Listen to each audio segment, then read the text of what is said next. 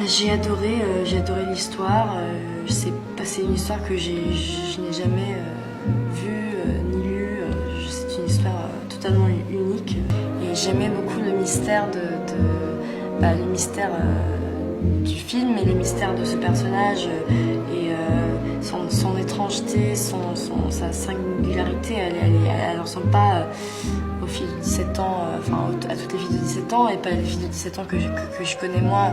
Elle est très intéressante, je trouve, et donc j'étais d'abord touchée que Vincent ait pu penser à moi pour ce rôle et ouais, j'avais très envie de l'interpréter et puis dès la première rencontre avec Vincent, je le sentais très bienveillant aussi surtout et j'avais très envie de travailler avec lui. Lily Rose Depp parle parfaitement français.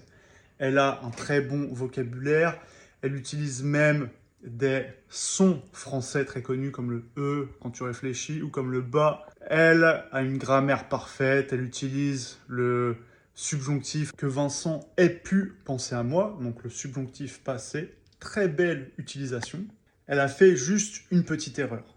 Elle a dit « s'est passé une histoire que je n'ai jamais vue ni entendue ». Il faut dire « il s'est passé une histoire que je n'ai jamais vue ni entendue ». Et pour rappel, je la corrige pour aider mon audience, pas pour me moquer d'elle. Encore une fois, elle parle parfaitement. Et c'est pour aussi montrer que même des gens qui parlent couramment une langue peuvent faire des erreurs. Même des natifs comme moi, ça peut arriver de faire des erreurs en français.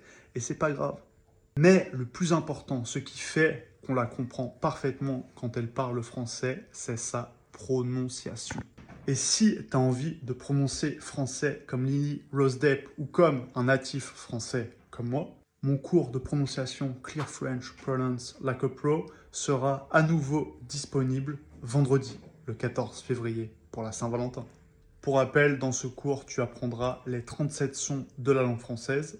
Donc on apprendra à bien faire le son français. Je te montrerai aussi un équivalent en anglais, des exemples, des exercices, bref, tout pour que tu puisses maîtriser tous les sons de la langue française. On abordera aussi quelques cas particuliers comme les liaisons et les lettres muettes. Et oui, c'est très important. Pour finir, il y aura aussi des petits bonus, comment prononcer Paris et ses monuments, et des virelangues. Il y a donc plus de 50 vidéos dans le cours, plus de 2 heures de contenu, tout pour que tu puisses apprendre à prononcer comme un français. Alors si tu veux enfin sauter le pas en 2025 pour bien apprendre à parler français, commente waitlist et je te mets sur la waitlist et je t'enverrai les informations directement à la sortie du cours.